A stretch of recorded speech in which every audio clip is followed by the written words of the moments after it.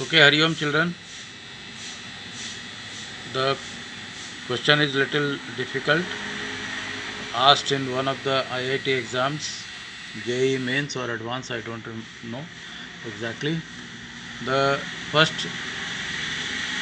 one you see fx is given as x square. You mark the coefficient of x square, it is 1, which is greater than 0. And in gx you see the coefficient of x square is -1, which is less than 0.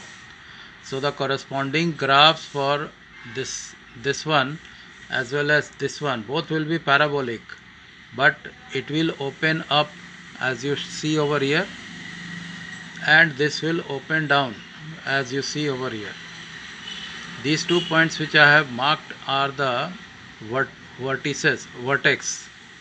Alright, minus b by 2a comma minus d by 4a. Alright, over here also the same thing.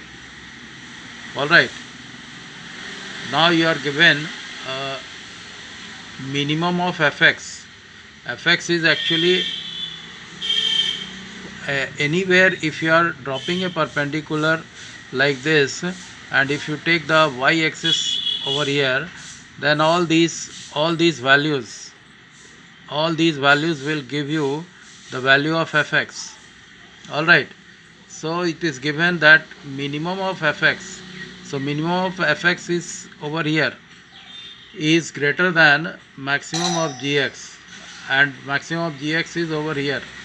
For this one, as the parabola is opening down, so this point is the vertex, and the maximum value of the given function will be minus d by 4a. So this is what I have written over here. It is given. Alright, now minimum of fx, as you see, minus d by 4a. So from this function, the value of d is written as this much, b square minus 4ac, as I think you know. Over here also, the b square minus 4ac divided by this 4a. Alright, 4a.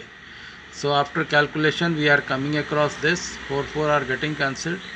Then after calculation, simply the calculation is done over here, so that we are getting 4c square is greater than 8b square.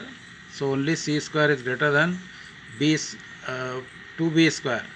So the square root of this will be written in the modulo sign, modulus of c, and square root of this b square also will be written as modulus of b, as because we don't know the signs of this c and b. Because of that only this much is written. So option D is correct. I hope the point is clear to all of you.